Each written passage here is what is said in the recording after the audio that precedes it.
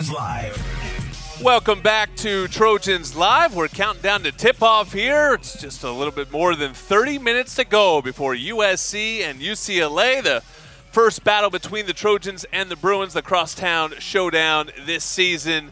And it's the first experience for Brady McCullough, the LA Times beat writer.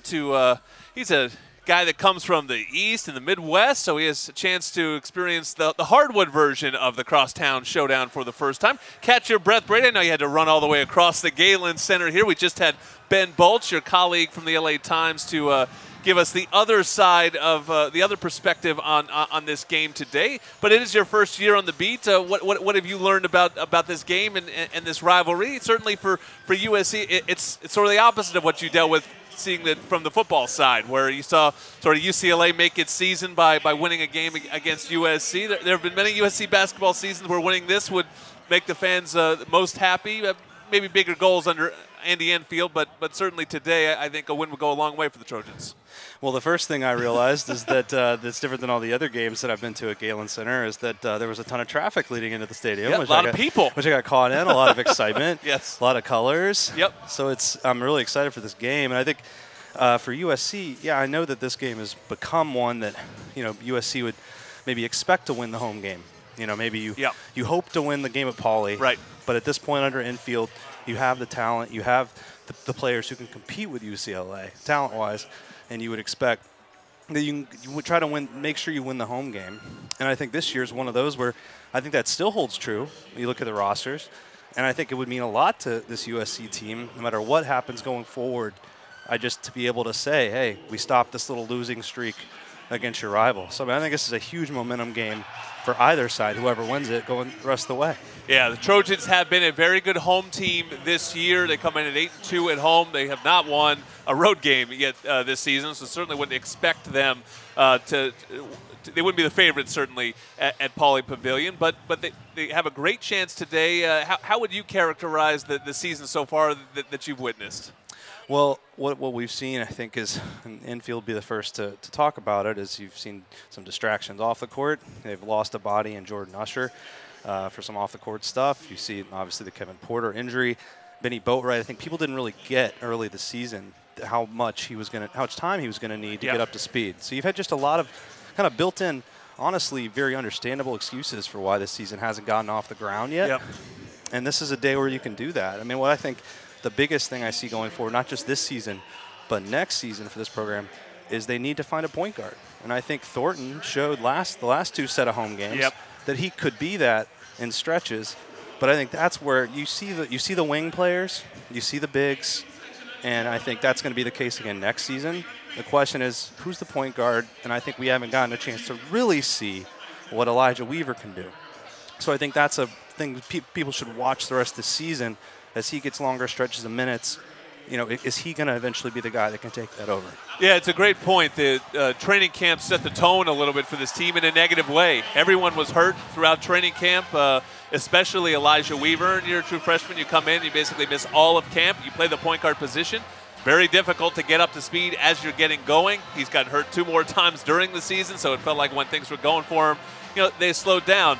And then the other freshman, Kevin Porter Jr., so much expected, so much anticipation with him. He gets off to a great start in the first handful of games. Then the injury takes a lot longer maybe than some of the people outside expected.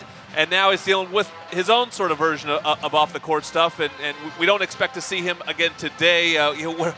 What do you make of what's going on with him as a freshman? Well, I think we've all seen those just beautiful glimpses of what this guy can do, and it's just been too fleeting.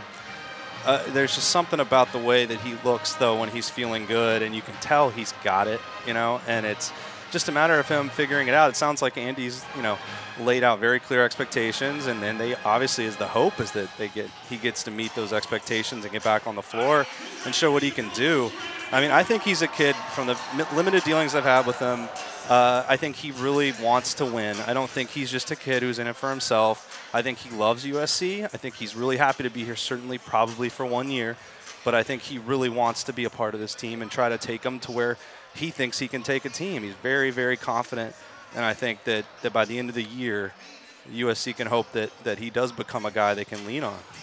you've made it through a USC football season now, and now you're halfway through a basketball season. Sort of what have you learned about where basketball sits and how this program can maybe find its niche that for a very long time, I mean, some of us have even used the word curse. It has just been a program that has had trouble. It's never gone exactly right, the way it's supposed to go, and everything has gone right many times for football over the years. How do you sort of see the balance of the men's basketball program within this greater athletic department? Yeah, it has been interesting to see. One of the things I was out on the road at Oregon, and I tweeted out that I was worried I had a conflict because I was worried if I tweeted about basketball, almost as if I was tweeting about like prep sports or something, I was going to lose a bunch of followers. And there are many beat writers before you that have tweeted that exact thing. We could probably run a search, and I could send you all the people that have that dilemma over the years. Well, right, and the funny thing was a lot of people suddenly kind of puffed up their chests and said, "No, we're following you because you're tweeting about USC basketball." So that told me there is an audience of really loyal followers here, and those people are entrenched.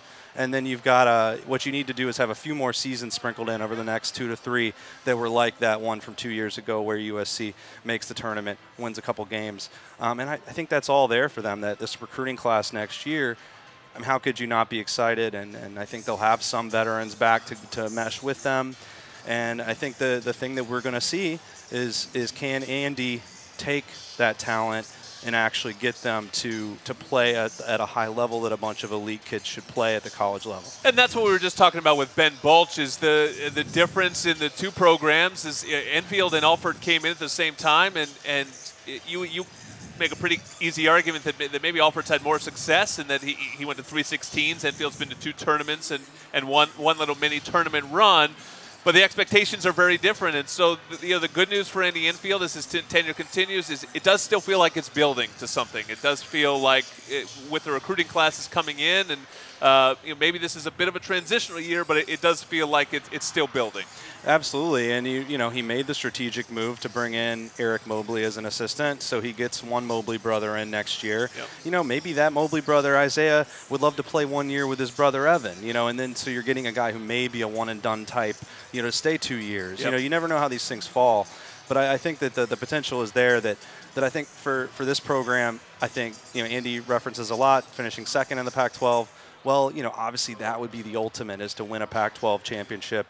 But then the next thing would be, you were 1 win away from the Sweet 16. So that's it. You're right. I mean, there's still those signposts out there for success with this program that aren't necessarily like winning, making a Final Four. Right. That obviously people would lose their minds.